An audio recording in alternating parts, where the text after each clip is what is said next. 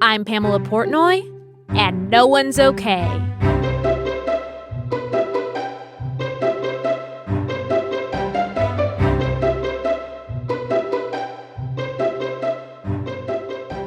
Welcome back to No One's Okay. I am back. I am here today with an actor, a writer, a producer, a director, the co-founder of One to One Productions, which is a production company which focuses on putting women of color both in front of and behind the camera and really supporting them. I have the lovely, the talented Tina Huang here today. Yay! Hi, you did it! I did it! You said all the words! Without messing up too bad. There was a precarious pause, but I did it. It sounded perfect to me. It sounded perfect. Almost like you weren't talking about me. Oh, It was great. Who else would I be talking about? I don't know. I was impressed. I was impressed by those. Well, by thank that you. Description. I'm so happy you're here. Thank you Happy for to be joining here. me. Yay. Thanks for having me. Of course. What's going on? Well, what do you want to talk about? I want to talk about your journey. Why don't you tell our audience a little bit about how you got started on your career path in your life? Share as much or as little as you want.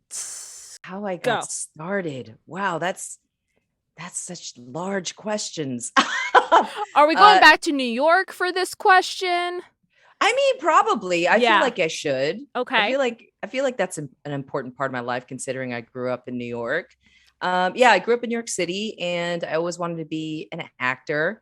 But there really wasn't anyone who looked like me on TV at the time, and I just didn't know if it was really possible. So I was like a secret painter. I started painting. I was like, imagine a little version of me, like hiding and drawing, because I didn't want my parents to be disappointed that I was into the arts. Oh, wow. Yeah. Do you still paint? I do. That's I'm not amazing. good. But for fun. For fun. I'm like arrested at the like high school level of painting, But yeah, I ended up putting this teacher really believed in me, and she encouraged me to make a portfolio. Mm-hmm. And I applied to LaGuardia Music and Art Performing Arts, and I got in. You have to do a portfolio, and you have to do a live drawing test and interview process.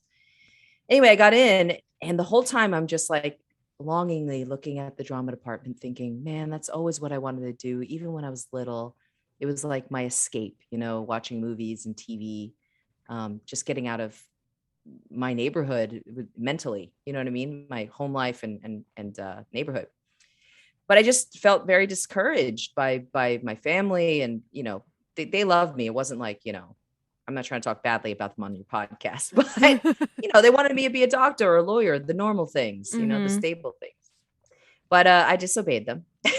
Yes.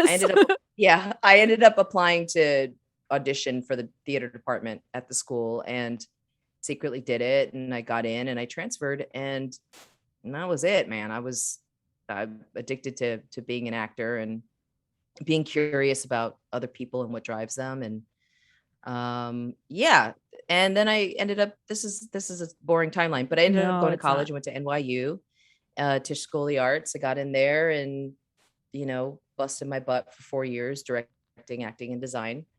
And then lived in San Francisco, did some plays where I rolled around on the floor and acted like an animal. Ooh, what animal? Specifically a gorilla. Ooh. Yeah. I did this play where we had homework assignments where we had to go to the San Francisco Zoo, and I don't like zoos unless they're like conservation based. Right. I don't either. Yeah, but it was an assignment, and me trying to be number one student all the time. I go to the zoo and I had to sit, and I was like, I feel like this character's a gorilla. Watching this like silverback gorilla, and then I go into rehearsal like, I thought I was such an artist. Hell yeah. I took it very seriously. I love that so much. What did you learn from the gorilla other than the mannerisms? Mostly mostly their mannerisms, but that they're so gentle, actually. You know what I mean? They're just gentle beings. They're just trying to, and they have this kind of solid quality, like a centeredness to them. Yes. That I feel like is not true for other animals. Like I watched a couple of birds and was like, oh, that bird's got, needs to go into therapy like ASAP. Is it maybe because of like where they are in the food chain, I suppose? That they're like so anxiety driven because they're constantly afraid of like a predator eating them. Whereas a I gorilla mean, probably not as afraid. I'm not gonna lie, I'd be talking out of my ass right now if I say anything further on that. But maybe that sounds good to me. Um, Audience, we are not zoologists. We are just hypothesizing. exactly. This is all conjecture. But yeah, I did a lot of that, and then which I love. I love doing weird experimental theater. But I ended up getting cast in a film, and that helped me join the union, and then it moved me down to Los Angeles. So I just been hustling here ever since. So That's that's the amazing. short version That's of the amazing. story. And you've had so many amazing roles on some really incredible television shows. Yeah. When did you really feel like you were able, like you felt like you were doing this for a living? Ooh. That That just came out of the bottom of my soul. was a very like deep growl. Yeah, when did I feel that? I've been lucky enough to I've only I've been a working actor only doing acting for like, gosh, I can't for many years now. Yeah. Which I'm lucky to say. I feel very, oh gosh, I can't even tell you what year it was. Probably when I started doing Rizzoli and Isles, because I was also recurring on a couple of other shows at the time. So Hollywood when was Heights. that? Yeah, I was Yeah. doing a few other shows, and so I was able to support myself and do all that. But prior to that, I had many day jobs. Um, I remember at one point I had I worked at this textile importing company in Beverly Hills, and I liked my boss so much, but I was never there because like auditioning and working, and he was always so forgiving. But I just think he liked cracking jokes with me. We would just like sit in the office and crack jokes all day. You know what I That's mean? awesome. And I remember I tried to quit, and I was like, hey, I really don't have time to like be here anymore. He's like, all right, we'll talk about that tomorrow. We'll talk about it tomorrow. We would never talk about it. And then Just putting I it think off. yeah. And I think it was just liked each other. And then at some point, like, I think I just stopped going. I still talk to him today. Like we're friends still, like, you know what I mean? But That's I think that's how it amazing. had to be, like I feel a like clean that's break from a day job. yeah, I feel like that's a day job that like a lot of actors that are, trying to, establish themselves and their careers. I feel like that's a day Mhm. job that like a lot of people would dream of because so many of the times when they're applying to jobs, they're just kind of they're kind of hiding the fact that they're actors, or they're scared that like once they do say, "Hey, acting is my priority," that they're actually not going to get the job. But Yeah, it's no, that's really real. great when they support it and they're like, Oh, just do your best to be here, but we know that it's not your top priority, and it's hard to find that, but that's really cool that you did. yeah, I mean, that's probably why it was so difficult to let it go too. I mean, he was just it was like it was a boring job. I mean, no offense, David, if you ever hear this, but it, but I enjoyed being there. I liked it was a family run business, and I liked the whole family, and I just liked him very much. So yeah, I was very lucky, very, very lucky. And I really think there's no shame to the game if you need to have a day job. I mean, do it. Don't struggle too much. It's just too hard out there, you know. Absolutely. So What inspired you and your co-founder, I believe Carla Mosley, am I Carla pronouncing? Mosley. Carla Mosley. What inspired you guys to start One-to-One Productions? Oh, you really are going into my Ooh, soul. I I'm trying to like want keep it. it light, and you're Give like, me the let's go where soul. you're angry. Give me the growl. Let's find out. Let's find out why Tina's angry and dissatisfied. No, I mean, Carla and I were in a play together actually, because she was also one of the leaders in Ammunition Theater Company, one of the founding members. And we were doing a play together, and she had a car and I didn't, and she would pick me up every day, go to rehearsal. That's so And so we'd nice. spend like hours, like, how was your day? How was your day?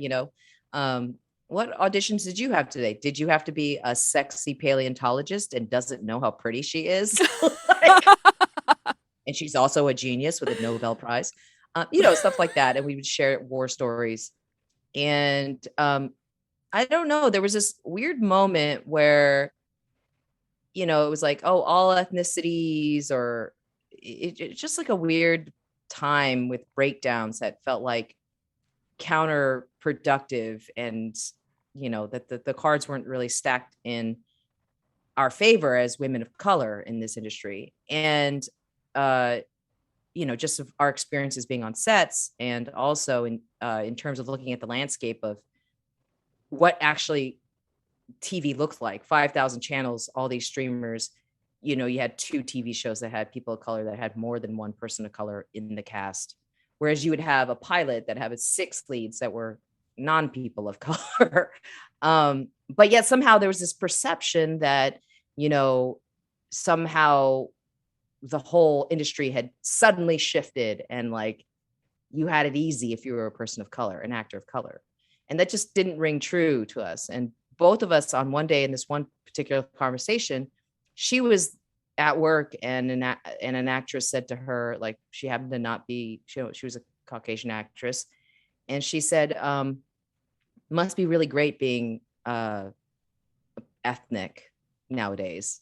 And I said, oh my God, someone said that to me too. Like, didn't mean it like maliciously, but like earnestly felt like they could look me in the eye and her in the eye and say something like that. Whereas it's like, so you're discounting my years of training, my years of working hard, my years of auditioning. Suddenly, like, you're saying I'm only valuable because I'm a person of color.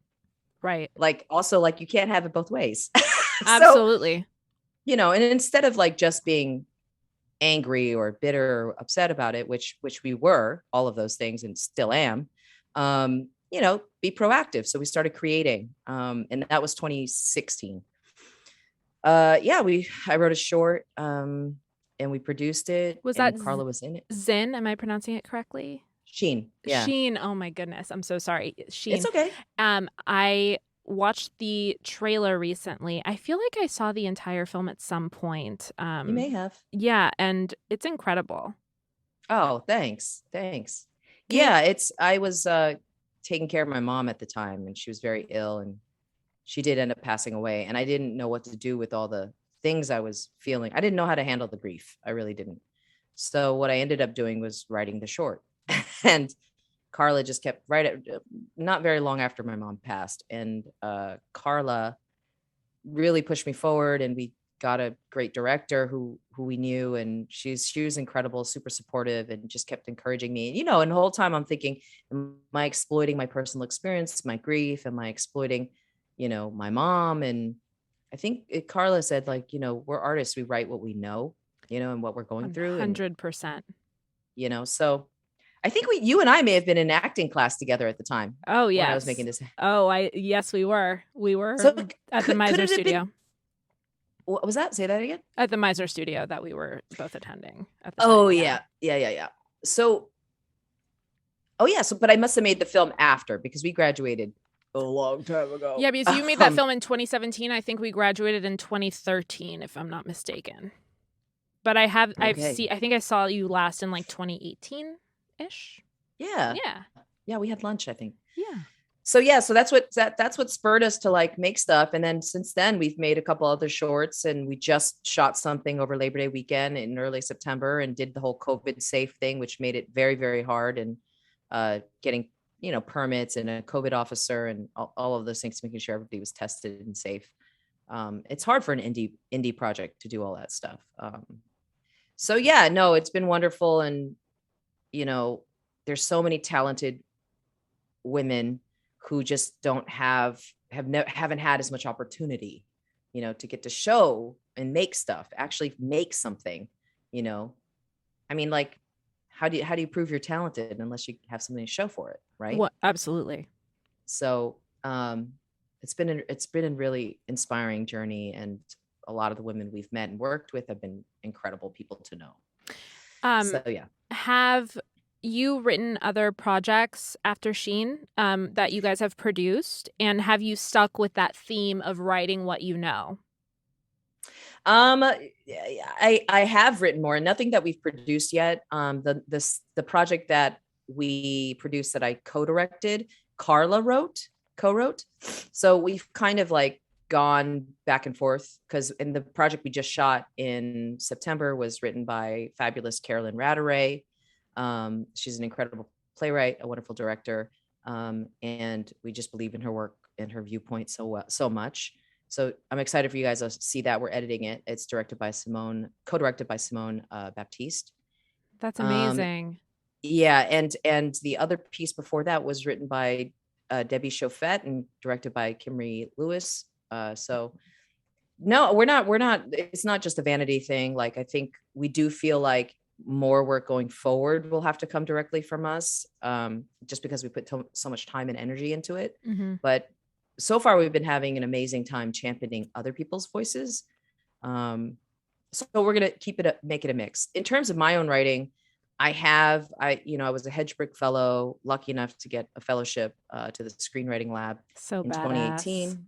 Yeah, no, it was cool. It was really, it's an incredible place. If you haven't heard of it, look it up, Hedgebrook. And it gives you like 10 days in the middle of the most beautiful place on Whidbey Island up north. And you get a little cottage. You have to build a fire every day. You get a little basket of food. That's It's great. amazing. And your job is to just like write and You're ruminate. just focused, an environment conducive to just being focused on your writing, which I feel like is really hard to find sometimes. Oh yeah. Focus on your writing and focus on your anxiety. Yes. Alone with your thoughts all the time. Yep. What would you say? That's exactly it. I'm going to be very selfish with this question because I'm, Sure. working on a project right now that's very much, about writing what I know, working on what I know, producing what I know. What would you say to someone that's self-conscious about that? What I would say is because I have that thought. Right. Because I have that thought. I'm like, am I being vain? Am I being, No. What I think is like, that's because you're being vulnerable. That's why it's scary. That's why it feels like I'm being vain, and all these questions come up because you're everything in your body is saying protect. Yes. And when you write, you're bearing your soul. You're bearing, I was so afraid to write this thing because I was afraid, like, if my whole family wasn't dead, I could never write. I could never write this thing. Like, they're going to be so upset. But, like, I think when my brother saw it for the first time when we were in Brooklyn, he sobbed through the whole thing. And he came up to me and he hugged me and he was like, you told the truth, which I lost my shit. Am I allowed to curse? Yeah, you can fucking curse on this show. Okay. Oh, you're gonna make me cry though. No, I did. I lost my shit. I cried because I was like, I didn't expect that. And he was like, I should have like been there for you more when you were going through some stuff. So I think I would say like, it's not, you shouldn't punish yourself for feeling the feelings that you have and the doubt that you experience. It's a part of the process, but you just got to get to the other side of it. Do you know what I mean? Like, I think that's the most important part. Just get on the other side of it. And it's funny too, like, it's almost built into us as even just as women to just doubt ourselves and the stories we have to tell and our talent. I think there's a lot of artists, I'm not going to name any here, but like that, aren't the same identity as us or identify the same as us. And they're just like, I'm a genius. Yeah, of course I'm going to make this thing. Like, I'm going to make it happen. You know what I mean? So like, I don't think, no, don't let that get in your way for sure. You're too talented, too intelligent to let that happen. Oh, So you're very kind. I think you're so sweet, first of all, but I think it is very hard to distinguish between the feeling of vulnerability and the feeling of this feels off because maybe I'm doing something wrong in doing this. Vulnerability can disguise itself that way sometimes. Yeah. I mean, I think it's a good question to ask yourself. I think you should always ask yourself, like, why am I saying this? Why am I telling this story? And if you always come back to, the authentic reason of why you're telling it and examine yourself on it, then you can't go wrong. Do you know what I mean? Yes. So, I don't know if that's clear. I'm now like, no, that's very, very clear. And I think that at the end of the day, when you make a film, art, any sort of medium that is truthful to your experience. And I think if you come at it with the best intentions, everyone has something to share. Yeah. And, I was so afraid, like, oh my gosh, what other like early 30s person, many people have, but, you know, who wants to hear about my grief and my dying mom? You know what I mean? That's how I always felt. Like, I don't want to be the girl that is known for like her dying mom. But, it's so specific, the story I was telling, that my specific experience. But when we went to film festivals all over, like people would at the Q&A just raise their hands to share their story of grief and loss, and they would cry and come up, and it was a lot to shoulder at the Yes, Q&As, I but I imagine. was so yeah, but I was so touched by it that it spoke to so many people. So I think like the more specific you can be about your experience, the more truthful it is and the more it'll resonate universally. I mean, duh, but we need to be reminded sometimes. But yeah, I mean, I wrote I had this dream about this what I went to Hedgebrook with. I had this dream about this Chinese woman. This is many years ago. This is 2017. I had this dream that like this dust settles and this image of this Chinese woman with like badass like cowboy gear on, and she holds a shotgun up to the camera, and then the shotgun goes off, and I woke up and I was like, I can't stop thinking about her. I even knew her name. And then so I wrote like a whole treatment and applied to Hedgebrook with it, and restruck got in. Anyway, I've been working on that screenplay for like 3 years. I'm not a That's cowboy. I don't know so anything about the gold rush. I didn't. badass. That's so So I ended up badass. like, yeah, getting a ton of books and just doing a lot of research. So that's not from my personal experience, but it is part of the identity that I'm curious about in America, Absolutely. especially the oldest Asian Americans. Um, so yeah, so there's that, and I just wrote a pilot finished a half-hour dramedy about growing up in Chinatown in the late 80s in New York, Amazing. and that is about my life, but I'm gonna change the names because it might this one might be a little bit more offensive. Um, and yeah, Are you planning on producing that yourself? I don't know. I don't know. I have to see. Everything's so early. It's still like the early draft of that, and the film, the Western. I like, there was. I want to talk about this process, like getting so saddled with just research and wanting to Literally get. saddled. You see what I did there? Like, Yes. but yeah, like research is historical references and all of that. It can get it's important, but I think it started to I don't know, like stress me out a little Yeah. bit, so I had to put it down for a while. But I have a draft of that, and it's been 3 years writing that. So we'll see if it ever comes to fruition, or it's just a nice little sample that I That's have. that's amazing. I can't wait to Yeah. hear more about that once you get further along with it. Yeah. You're gonna have to Um, update us. I will. I will. Yay. Yeah, and then there's a couple other projects I've co-written with people, but those are the two that I'm focusing on that are written by me solely. That's So, fantastic. yeah. That's Yeah. very exciting for you. You mentioned Ammunition Theater Company. How did you get Mhm. involved with them? Because you were a founding member and you were the artistic director. Yes. How tell me about how you got involved with that. Somebody sent me an email and said, "Hey, you want to come to this meeting with 13 other And actors?" you're like, sure. I said, "Is there going to be wine?" They're like, "Yes." And I was like, "Okay, I'll be there." And it was like at an apartment in Key Silver Lake. question. Huh? Key What was that? question with the wine. I love I know. that. Yeah. Yep. I was a sucker for it. But yeah, it was no, it was I think it was Vinny Chibber who had asked me to come to this meeting, and it was just a planning meeting, a meet and greet, and we started talking about the ideas of this company wanting to amplify underrepresented voices. And at the time, we were also going to do reimagined classics, but I think that kind of went out the window after because it's hard to do a theater company. But I remember everybody at the time we met just getting into the LA theater scene. A lot of people were like, "We'll see you in 3 years." Most theater companies fail in 3 years. We've made it. We're okay. That's We're still amazing. doing okay. I was co-artistic director for 4 or 5 years, and I don't know.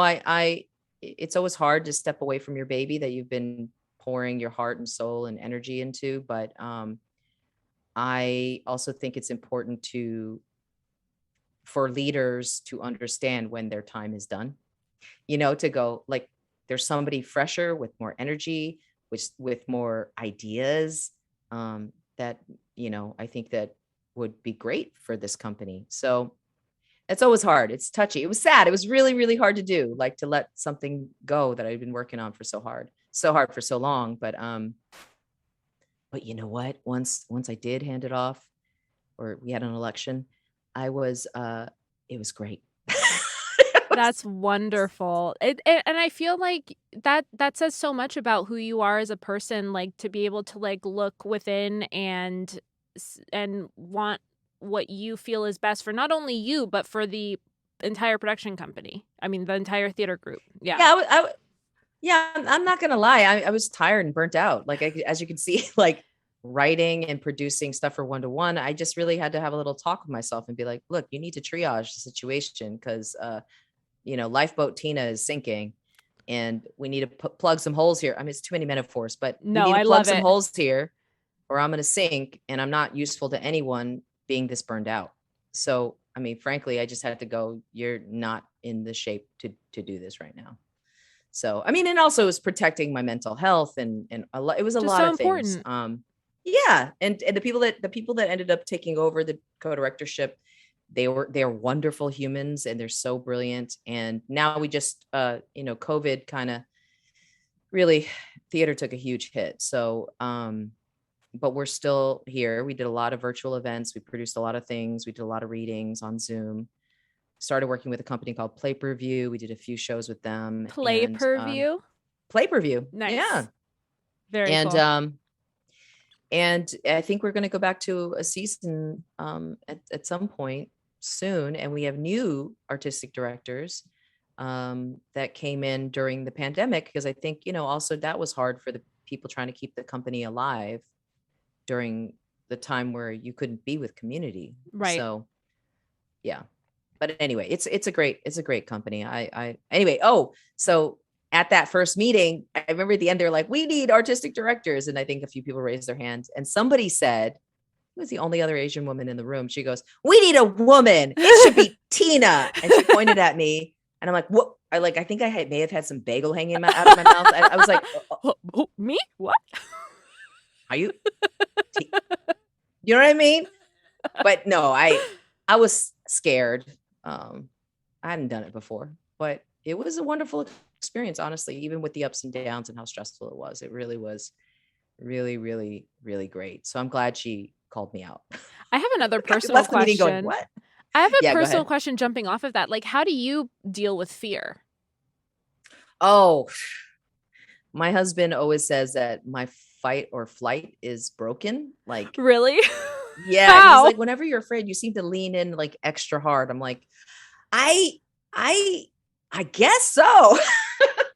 I always thought I liked comfort. I always thought I liked that. But I do notice that when I'm hanging out with someone that's more afraid of something, I step up to be more brave. But usually if it's just myself and no one else to take care of, I could easily hide out.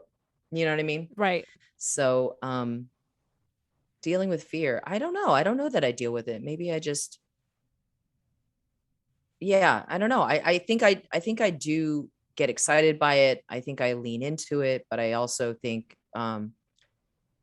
there's truth in me experiencing tons of internalized doubt that I just don't give time to.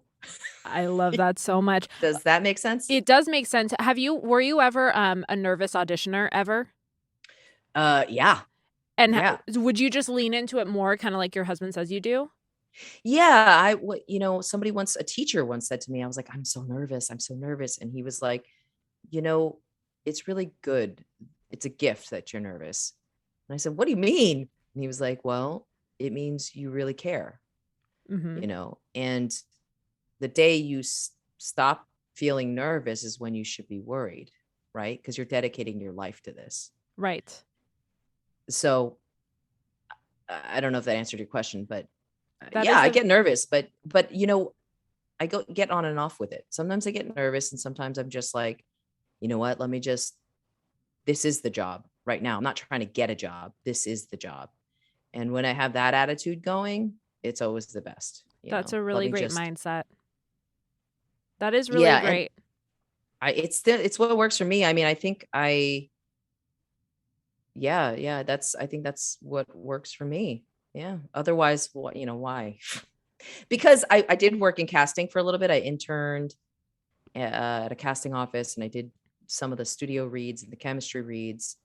And I saw a lot of the inside stuff too that made me go like, oh my God, there's so many actors that are coming in here and just killing it so good, so talented.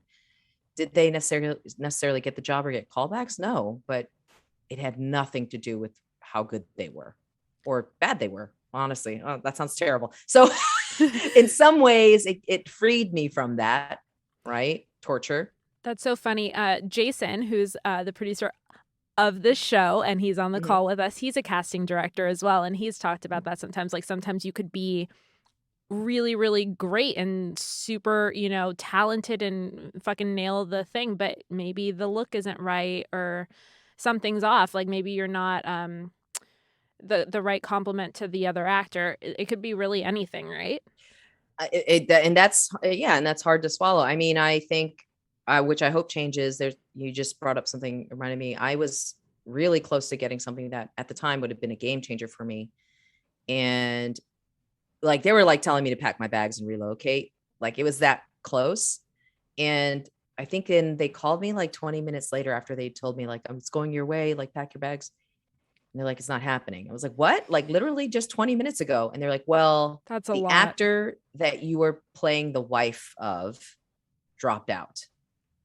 So because the husband dropped out, they have to recast the Had you had a wife, which chemistry read with him?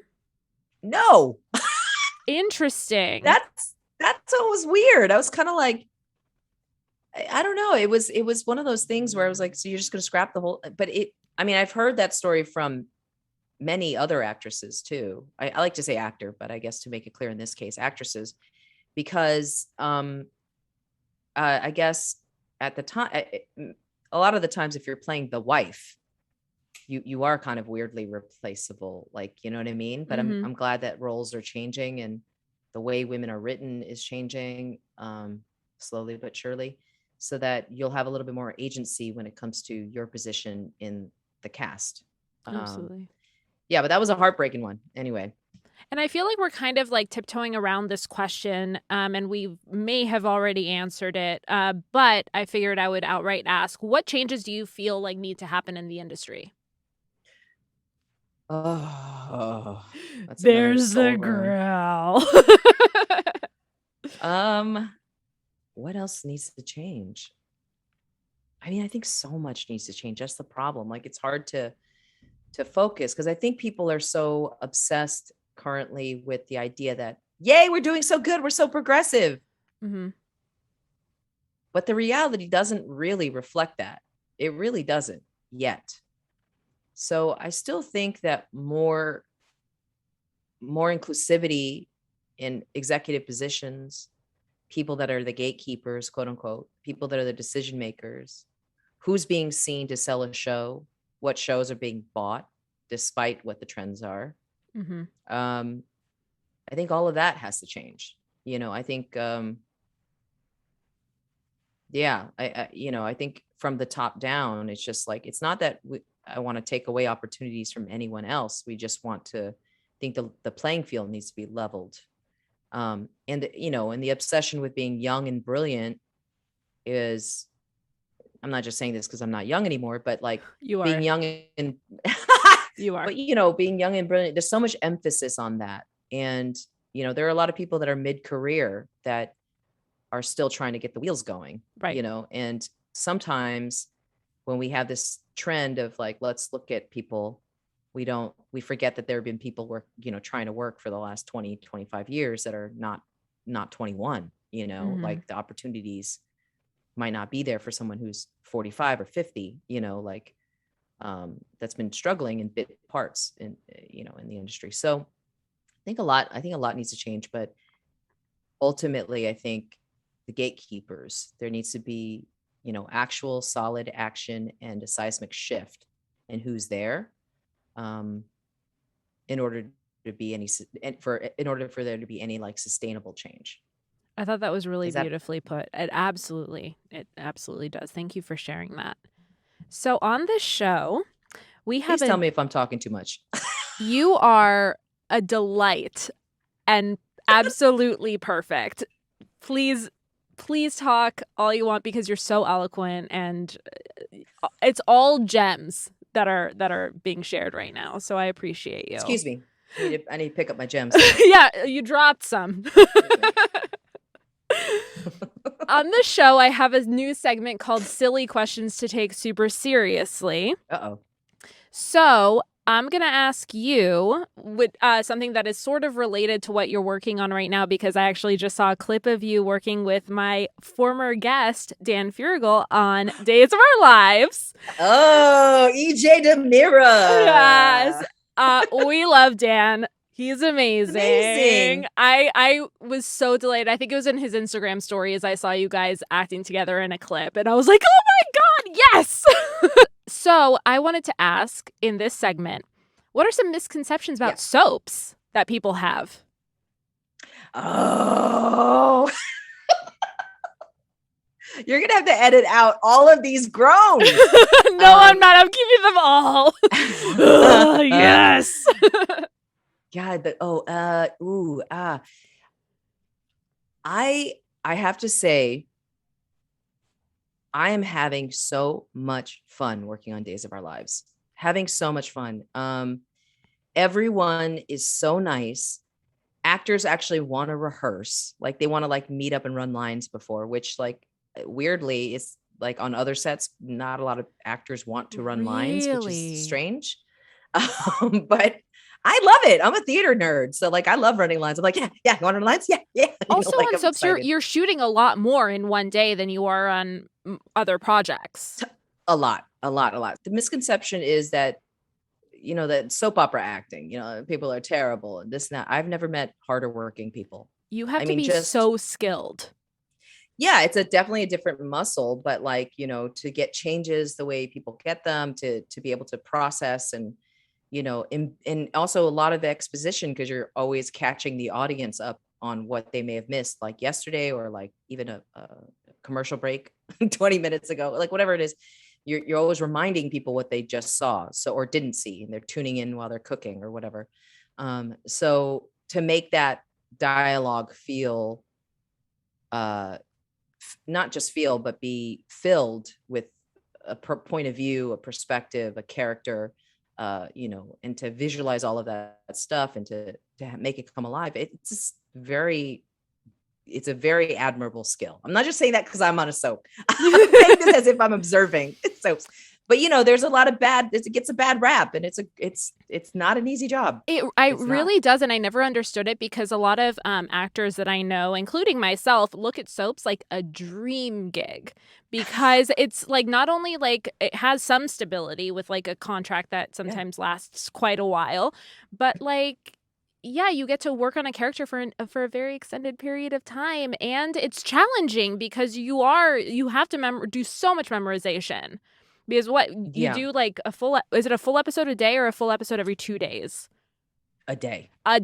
So that's insane. Mostly, that the work that goes into that. And so when people like, put down, soap operas just because of that, like they're just not understanding what's going on behind the scenes. So I'm really happy that we're demystifying it, and it totally needs to be demystified. I'm sorry, go ahead. Yeah, no, I agree. Like, you guys, it's very hard work for the actors on there, and it's amazing. It's not coal mining, but if you as have far as acting goes, watching you, you get 1 or 2 takes if you're lucky. Wow. And I you're doing this in one take most of the time? What was that? You're doing this in one take most of the time? A lot of the times, yeah. See, I didn't even know that. Holy shit. It's Yeah. crazy. Yeah, we try to get in one, sometimes we do pickups. Everybody's really on point and super focused. Like sometimes it's like I'm staring into your eyes. Action. It's because I want to be present. Like there's no like goofing around like Right. before because you'll mess up. But anyway, yeah, one or two takes. And like on other shows, we would shoot like 4 scenes, maybe in a day, 4 scenes.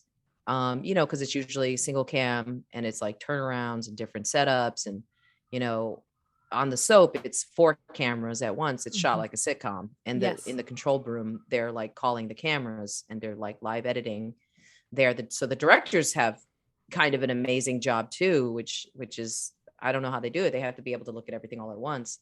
I'm gonna go see if I can sit in the booth sometime. But that would be so cool. But yeah, an episode of Rizzoli, for example, I think it was a 8 days per episode. Mm-hmm. And this is like, again, four scenes per day. And like we were doing like on the soap, we're doing like 60 something scenes a day. Maybe I'm not in all of them, but like, that's a lot. That's a lot of work. That's amazing. Yeah. That's so much fun. It's boot camp. So I feel like it would be necessary a lot of the time to run lines with the other actors. Yeah, there's also this amazing woman. Her name is Maria. Oh, I don't know her last name. That's terrible. She's there. She comes to your dressing room, and well, with COVID, it's hard. We have to like sit in the hallways with masks on. But her job is to run lines. That's amazing. And she's tender and wonderful and so patient and kind. So she's great. She's great. Is she an actress herself? Like that? What a cool gig. I know. That's amazing. I love that. Okay, well, thank you for demystifying soaps a little bit for our audience. Sure. My second silly question before I get to the penultimate important question of this episode. Oh goodness, I'm sweating. You see the sweat on my forehead? I'm so nervous about this. Sweating. I'm sweating because of this important question coming. I'm like, okay, but it's not quite yet. This is the silly question. What are your guilty pleasures, Tina? Oh, well, we should do a drinking game for this episode for how many times Tina and I growl. I know. Take a shot every time we growl. Wine. I should have told you to bring a drink. I'm so sorry. It's all good. Let's see. I'm a sucker for true crime. Yes. Podcasts or shows or docs? Podcasts. Yes. What's the number one for you right now? Oh, I just listened to the whole jury, the whole court case of Robert Durst, because he was on trial. So they did a whole podcast on the whole trial. Didn't they make that an HBO show? They did. They did. So I listened to a podcast and then I watched all formats. I'm a sucker for all formats. But like my husband jokes because that Saturday Night Live sketch, he calls it Murder Dirter. I don't know if you saw it. Anyway, look it up, Murder Dirter. But it's all about how women are obsessed with Mayor of Easttown and murder shows. Oh, so good, that show. So yeah, I listened to a podcast and then I watched The Jinx and then I went back and listened to the trial. And it also, I play a prosecutor on my show too. So I wanted to listen to whether or not I was just full of shit. I bet you weren't. No, that's amazing. No. Yeah. So, okay. True crime. I'll admit it. Damn it. I wanted to really not be one of them ladies, but I am. That's so good. I mean, everyone that's listening to this right now is obviously a fan of podcasts. So I'm sure they're looking for more podcast recommendations. So I'm happy we're fulfilling that for them. The Christopher Dunch one. Did you listen to that one? I did not. Oh, that one. I think they also made a TV show out of it this year called with Pacey from Dawson's Creek. That's a really old reference. I got Joshua it. Jackson. That is his actual name. Let's pretend that it's not. Because I fully got that. And yeah, I talk about the older shows that I grew up with as if it just happened 2 seconds ago. And people are like, what's that? I'm like, oh, let's not. Yeah. So no, it's called Dr. Death. It's fascinating. That's the one I It's think the fascinating. cover art got to me because I think it had like a rose or something. It had very I just remember the cover art was very poppy and I was like, ooh, I should Yes. listen to this. Yes. That was good. It's a good podcast. And then of course Serial. Serial's actually my gateway drug. Serial Yes. was where it all started. Yes. I But remember yeah. when I watched that, I wasn't getting anything else done during that time, like at all. But that's good. I'm looking for like the new version of that. And I think it was the makers of Serial. They did another one that I'm forgetting the Undisclosed. name. Yes, but that was like the continuation of the same case, right? But then there was like S Town was the other one S-Town was awesome. Yeah, it was very good. It was very good. And that was really great. I was obsessed with that one too. They made also a show. It's like on Netflix right now, and I'm forgetting. But it was a podcast. They made it into a Netflix series. It was. I'm not going to remember it right now, but it's popular right now. We'll come to it. I'll think of it probably during the last question. Anyway, thank you for sharing. This is amazing. Yeah. I'm always looking for a new thing to listen to because I don't have a dishwasher, so I do my dishes by hand, and I can't bring myself to do it unless I'm listening to a great podcast or a great audiobook because I need to be distracted, apparently. Yeah. But yeah, so either podcasts, big bowl of mashed potatoes. Yes. How do you season them? Oh, garlic, salt, pepper, cream, butter. I mean, all of them. All of the things. Very all of the things. Good. I think we made it. I'm not a sweet tooth. I have a salt tooth. Yeah. Really? I have a fried. I like fried and salty. And I like wings. Well, I'm a sucker for wings. Amazing. Wait, are these guilty pleasures or are they just like actual well, here's the thing, reasonable like, pleasures? I feel like people like know it by the term of guilty pleasure, but like I don't feel like these are things you need to feel guilty about. Ever. Nah, just lean into it. Just like like I know I had like a really good night like when I get in my car in the morning and I notice like there's like sauce from Hot Wings on the steering wheel and the knobs. I'm like, oh God, she was hungry last night.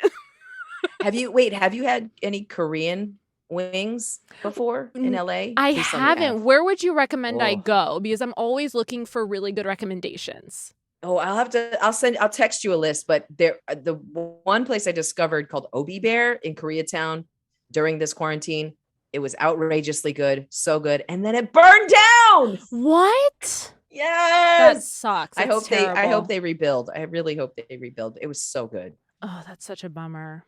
Yeah, you'll have to text me because I'm super interested. That's like, I like go to Hot Wings Cafe, and sometimes it's amazing, and sometimes it's fine. I'm looking for something a little bit different, so I'm gonna hit you up for that. I wish you guys could see the face you make. Like literally. Oh, they will. This is going on YouTube. I need a little bit of shimmy. Tina, are you okay? Am I? I don't know. No one is. And let's talk about why. Oh my gosh. Well, I don't want to end on such a sad note. I'm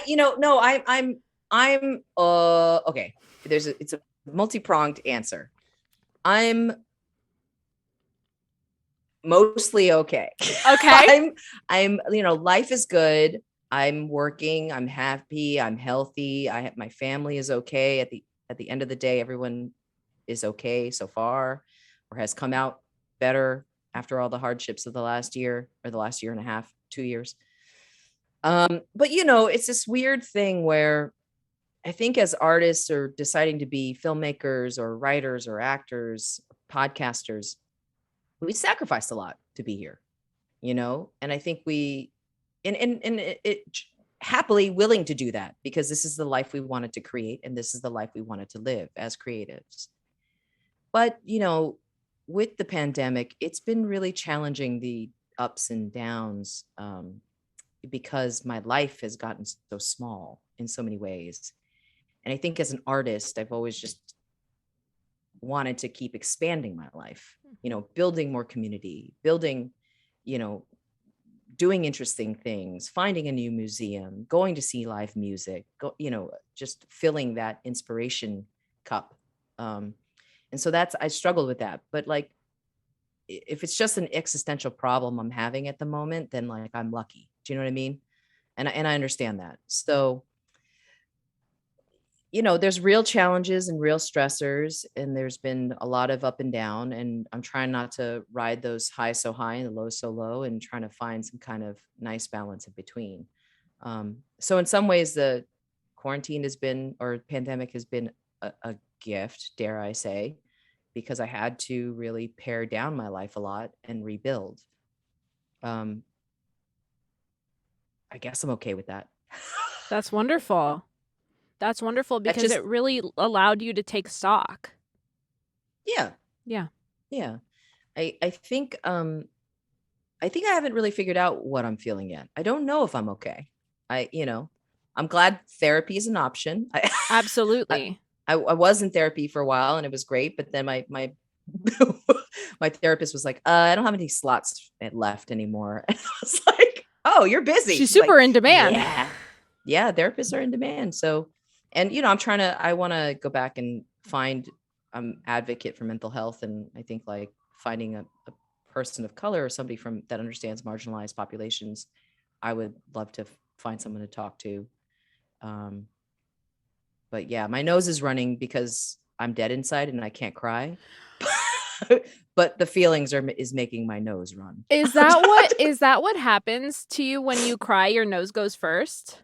Yeah. That's what happens to me too. Really? Yes. And I was so self-conscious at the acting program that you and I did together because anytime I would cry, I would just snot all over my scene partner. Everywhere.